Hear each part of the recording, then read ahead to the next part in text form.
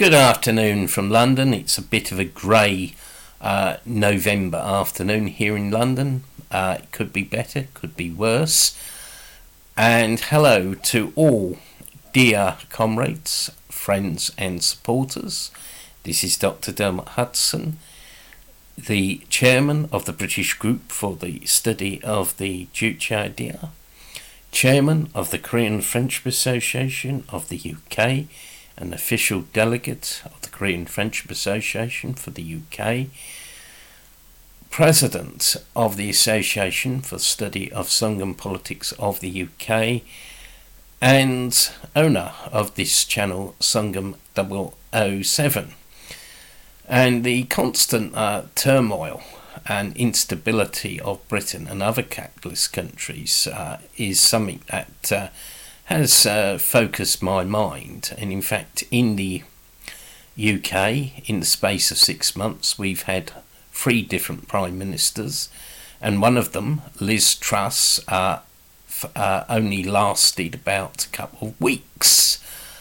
And there is no doubts that the UK faces a very grave crisis. So I've decided to make this video contrasting the situation in Britain with that of People's Korea, and this is based on my article, No Crisis in People's Korea. The imperialist and bourgeois mainstream media love to talk about the so-called crisis in People's Korea, and they have many times predicted the collapse of the DPRK, which of course has never happened and will not happen. I can remember even in 1991 they were talking about the DPRK not being able to last the winter. And in 1996, just before a delegation of our Juche Idea study group went to the DPRK, the bourgeois media hacks and some academics were predicting the end of the DPRK.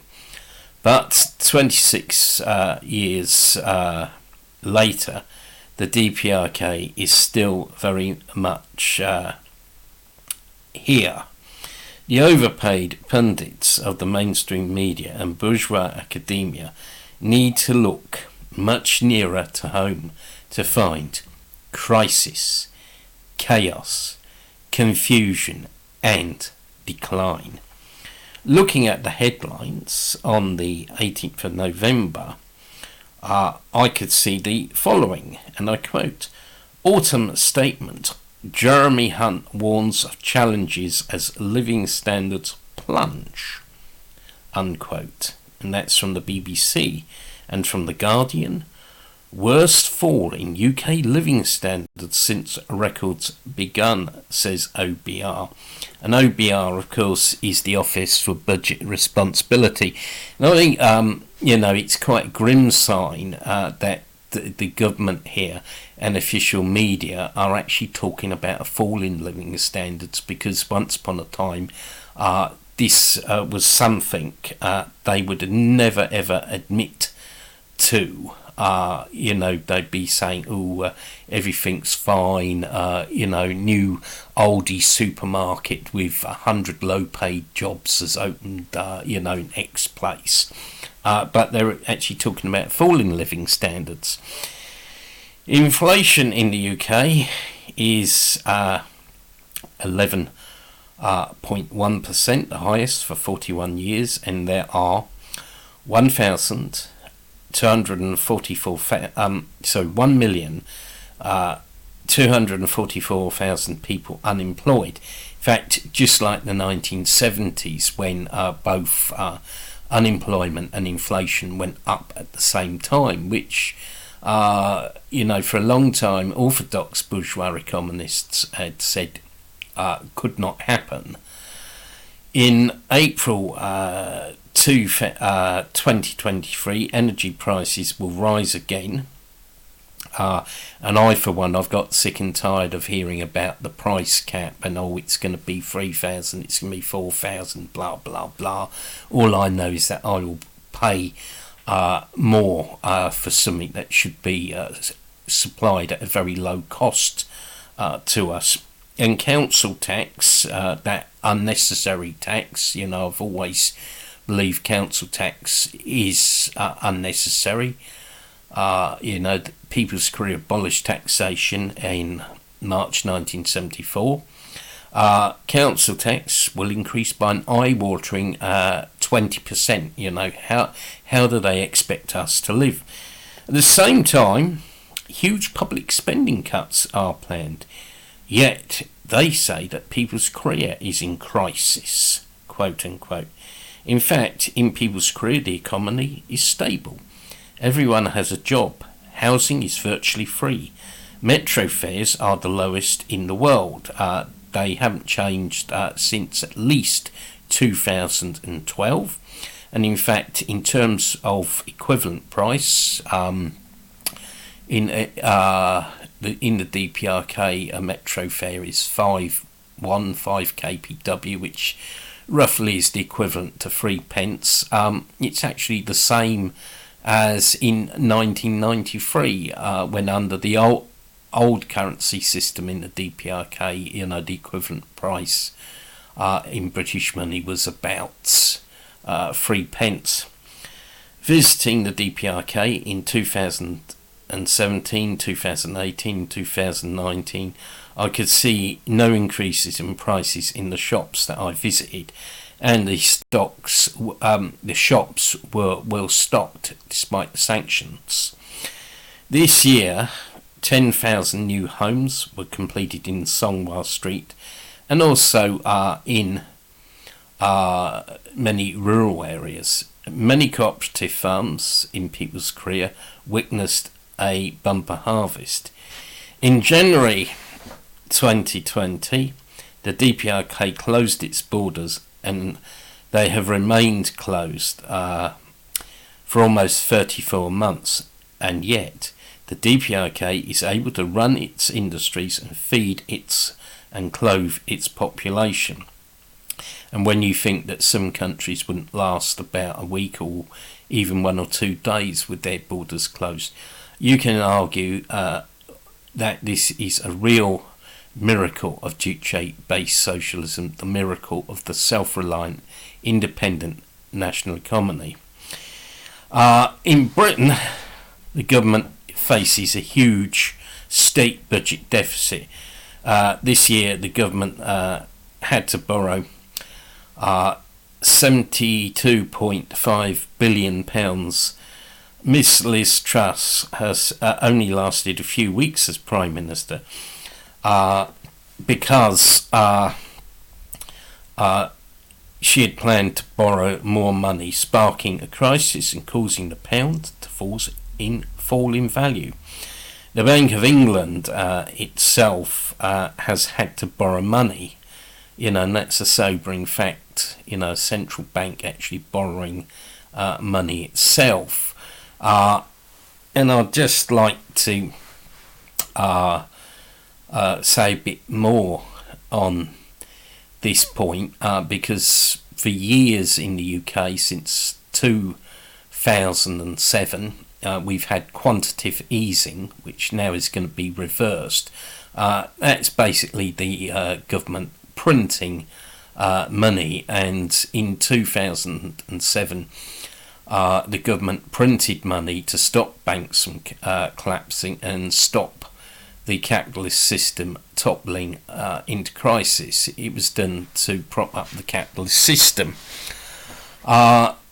And I think this is an important point about printing money, because you will hear the argument, but we've got high living standards in the imperialist countries, or what is called the West. Living standards are high.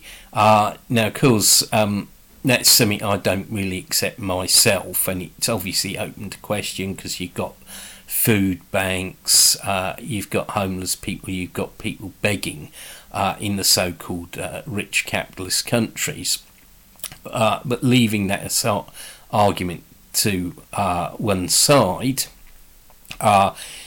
in fact, even if you accept, this argument about high living standards, well, it's actually been achieved through printing money by creating wealth that is not really there.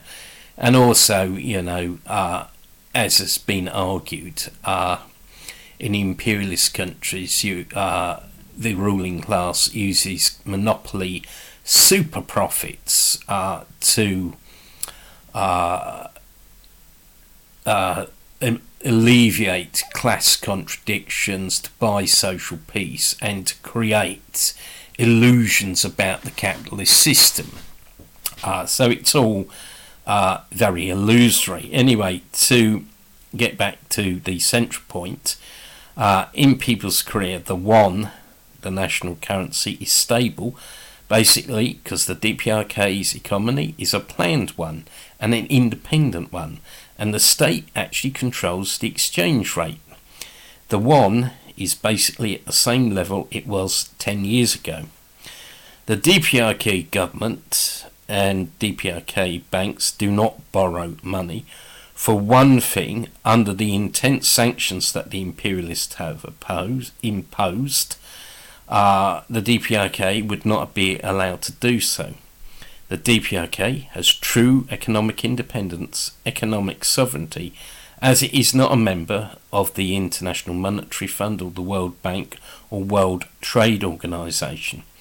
The DPRK's independent national economy and policy of self-reliance is a direct and practical application of the great Juche Idea, authored by the great leader President Kim Il-sung and developed by Chairman Kim Jong-il.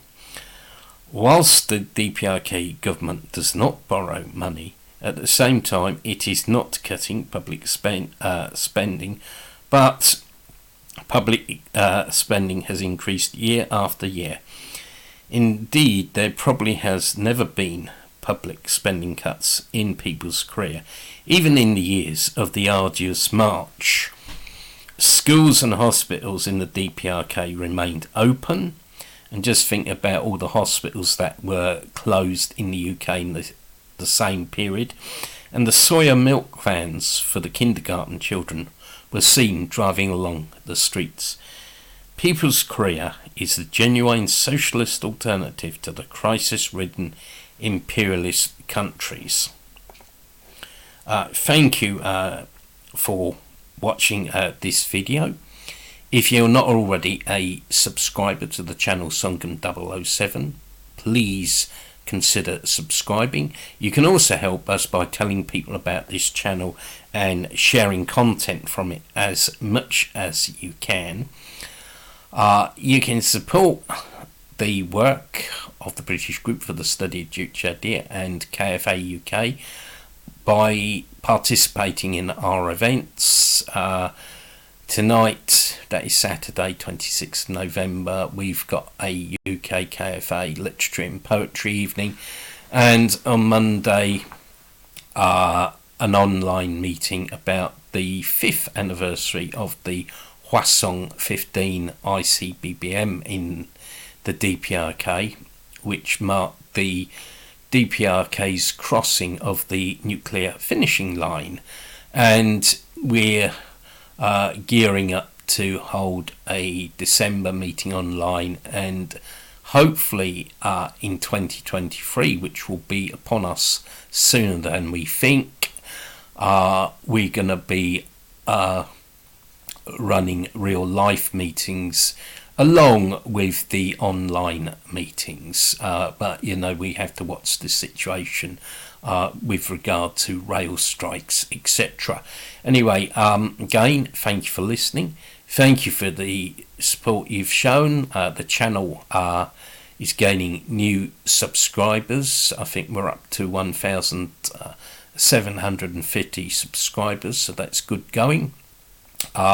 And all I can remains for me to say is have a good day and see you again. Goodbye.